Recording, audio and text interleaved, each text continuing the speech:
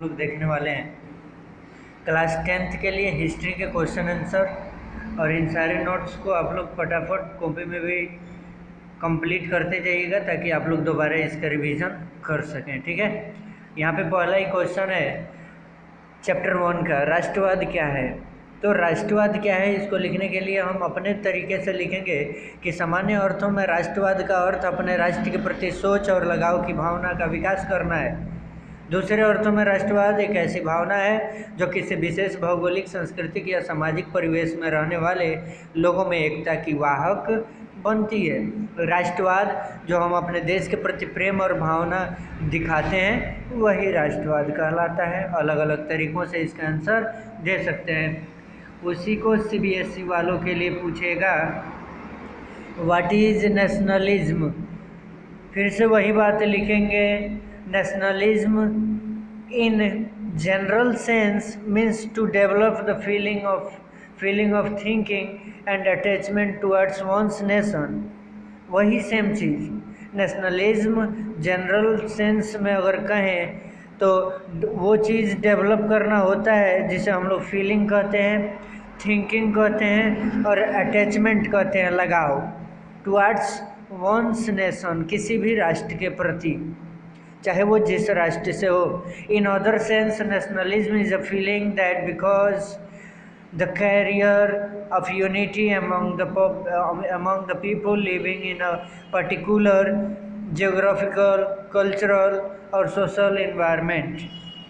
I hope आप लोग समझ गए होंगे, तो इसको नोट भी करते रहना है। अगर वीडियो अच्छा लग रहा है तो like, share, comment, bell icon press करना है। स्मार्ट लर्निंग अड्डा को सब्सक्राइब करने के बाद अब वीडियो को शेयर करना है सारे सीबीएसई और सारे हिंदी मीडियम के बच्चों के पास। ठीक है, इसी तरीके से हम सारे क्वेश्चन आंसर को देखेंगे। जैसे यहाँ पे आप लोग देखिएगा, दूसरा क्वेश्चन क्या कहता है यहाँ पे कि यूरोप में राष्ट्रवाद कर, यहाँ पे यूरोप में राष्ट्रवाद को फैलाने में नेपोलियन बोनापार्ट किस तरह सहायक हुआ। फिर से वही लिखेंगे कि यूरोप में राष्ट्रवाद की भावना के विकास में फ्रांस की जो राजकीय क्रांति के पश्चात नेपोलियन के आक्रमणों ने महत्वपूर्ण योगदान दिया यूरोप में राष्ट्रवाद को फैलाने के लिए। फ्रांसीसी क्रांति ने राजनीतिक और अभिजात्य वर्गीय परिवेश से बाहर कर उसे अखबारों, सड़कों और सर्वसाधारण की वस्तु बना दिया और यूरोप के कई राज्यों में नेपोलियन के अभियानों द्वारा नव युग का संदेश पहुंचने लगा। नेपोलियन ने जर्मनी और इटली के राज्यों को भौगोलिक नाम की परिधि से बाहर कर उसे वास्तविक और राजनीतिक रूपरेखा भी प्रदान किया, जिससे इटली और जर्मनी के एकीकरण का मार्ग प्रशस्त हो गया। दूसरी तरफ नेपोलियन की सुधारवादी नीतियों के कारण फ्रांसीसी प्रभुत्व और आधिपत्य के विरुद्ध यूरोप में देशभक्तिपूर्ण विक्षोभ भी जगा। इसी तरीके से हम लोग इंग्लिश वालों के लिए भी लिखेंगे, वही क्वेश्चन आएगा यहाँ पे, how did Napoleon Bonaparte help in spreading nationalism in Europe. Same लिखेंगे, सेम वही चीज़ लिखेंगे, खाली हमको करना क्या है, उसी बातों को इंग्लिश में कर देना, उसी बातों को हमें इंग्लिश में कर देना, कुछ नहीं करना है। आप लोग इस बार क्या कीजिएगा, इसको नोट कीजिएगा और नोट करने के बाद सेम वही चीज़ अगर आपको समझ में नहीं आता है तो हिंदी में देखिए और इसको ट्रांसलेट करके केवल दे दिया गया है, इसको आप लोग फटाफट एक बार पढ़ेंगे और दिमाग में बैठा लेंगे। आगे बढ़ते हैं अगले क्वेश्चन की ओर। अगला क्वेश्चन है यहाँ पे, जुलाई 1830 की क्रांति का फ्रांस पर क्या प्रभाव पड़ा। वही what was the effect of the July revolution of 1813 on France. गौर से तो यहाँ पे देखिएगा, as a result of the July revolution of 1830 the autocratic monarchy in France was replaced by a constitutional republic। This revolution revived the principles of the French Revolution and increased the political importance of the liberal middle class in France। I hope आप लोगों को ये बातें समझ में आ गई होंगी। वही चीज़ जुलाई 1830 की क्रांति के परिणाम स्वरूप फ्रांस में निरंकुश और राजशाही स्थान संवैधानिक गणतंत्र ने ले लिया और इस क्रांति ने फ्रांसीसी क्रांति के सिद्धांत को पुनर्जीवित किया तथा फ्रांस में उदारवादी मध्यवर्गीय राज का राजनीतिक महत्व बढ़ा गया। आगे देखिएगा, यहाँ पे सेम चीज़ है, यहाँ पे हिंदी में दिए हैं, इसके बाद इसका इंग्लिश में है। चूँकि ये बड़ा था, अब बड़ा था तो इंग्लिश और हिंदी को आगे पीछे किए हैं। 1848 ईस्वी की फ्रांसीसी क्रांति के कारण क्या थे? 1830 की फ्रांसीसी वही चीज़ है कि 1830 की क्रांति के बाद लुई फिलिप फ्रांस का राजा बना। उसने अपने विरोधियों को खूब खुश करने के लिए स्वर्णिम मध्यवर्गीय नीति का अवलंबन करते हुए सन 1840 में गीजो को प्रधानमंत्री नियुक्त किया, जो घोर कट्टर प्रतिक्रियावादी था। वह किसी भी तरह वैधानिक, सामाजिक और आर्थिक सुधारों के विरुद्ध था। फिलिप के पास कोई सुधारात्मक कार्यक्रम नहीं था और न ही उसे विदेशी नीति में कोई सफलता हासिल हो रही थी। उसके शासनकाल में देश में भूखमरी, बेरोजगारी व्याप्त हो गई और सुधारवादियों ने 22 फरवरी 1848 ईस्वी को पेरिस में थियर्स के नेतृत्व में एक विशाल भोज का आयोजन किया। राजा ने इस पर रोक लगा दी, तो पेरिस के विरोध प्रदर्शन हुए, जुलूस निकाले गए। इस पर जुलूस जो निकला था उस पर पुलिस ने गोली चला दी, जिसमें अनेक लोग मारे गए। अतः दमनकारी नीति अपनाए जाने के कारण 1848 ईस्वी की क्रांति आरंभ हो गई। इसी को इंग्लिश में यहाँ पे दे दिया गया है। इसको फिर से एक बार देखिएगा कि what were the cause of the French revolution of 1848।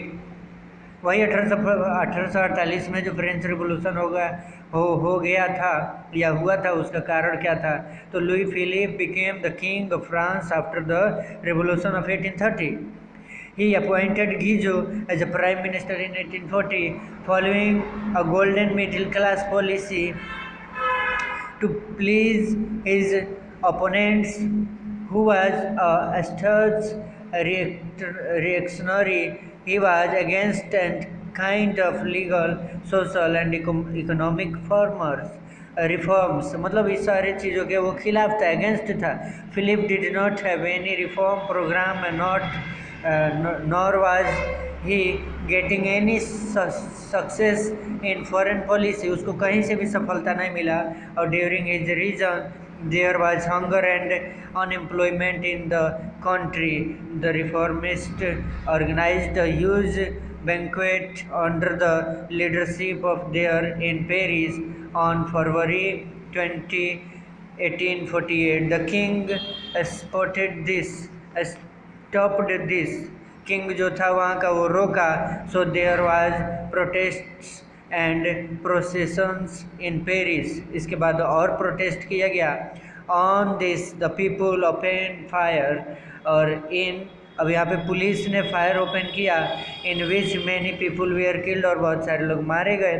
Therefore due to the adoption of repression policy the revolution of 1848 started. आगे देखते हैं। ठीक इसी तरीके से अगला क्वेश्चन है कि 1830 और 1848 की क्रांतियों की सामान्य विशेषताएं क्या थी। 1 नंबर 2 नंबर करके लिखेंगे। सभी क्रांतिकारी पहला लिखेंगे प्रतिक्रियावादी और निरंकुश शासन की स्थापना चाहते थे। दूसरा हो जाएगा वे उदारवादी और राष्ट्रवाद के समर्थक थे। तीसरा वे वैधानिक शासन की मांग कर रहे थे। चौथा, दोनों क्रांतियों की एक मुख्य विशेषता यह भी थी कि स्वतंत्रता और नागरिक अधिकारों की सुरक्षा मुख्य मुद्दा था। वही चीज़ लिखे हैं। What were the common features of the revolution of 1813 and 1848। तो all the revolutionaries wanted to end of reactionary and autocratic rule.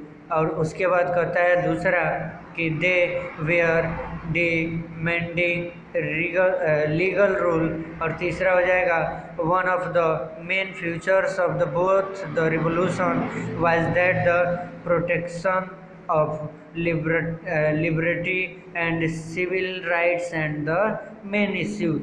इस तरीके से करके हम इन सारे क्वेश्चंस को सॉल्व आउट कर देंगे। ठीक है। इसके बाद छठा क्वेश्चन देख लेते हैं। अब बाकी के क्वेश्चन अगले वीडियो में हम लोग देखेंगे। अब बिस्मार्क के कार्यों की चर्चा करें तो जर्मनी के एकीकरण में बिस्मार्क की महत्वपूर्ण भूमिका थी। वह विख्यात राष्ट्रवादी और कूटनीतिज्ञ था। फ्रैंकफर्ट संसद में उसने भाग लिया। वे रूस और फ्रांस के राजदूत भी रहे। 1862 में वो प्रसा का चांसलर बना और सर्वप्रथम बिस्मार्क ने प्रसा की आर्थिक और सैनिक शक्ति सुदृढ़ की और तत्पश्चात उसने डेनमार्क 1864, ऑस्ट्रिया 1866 सेडान का युद्ध किया तथा फ्रांस 1870 सीडान का युद्ध को पराजित कर जर्मनी का एकीकरण किया। Discuss the work of Bismarck, वही चीज़ यहाँ पे इंग्लिश में दिया गया है, उसको फिर से आप लोग ऐसे ही डिस्कस कर लीजिएगा कि Bismarck had an important role in the unification of Germany. He was a noted nationalist and diplomat.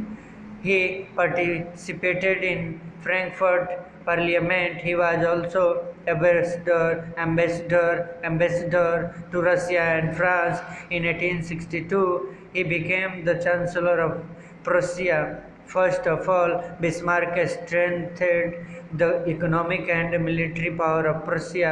After that, he unified Germany by defeating Denmark 1864, Austria 1866, Battle of Sadowa, and France 1817, Battle of Sedan.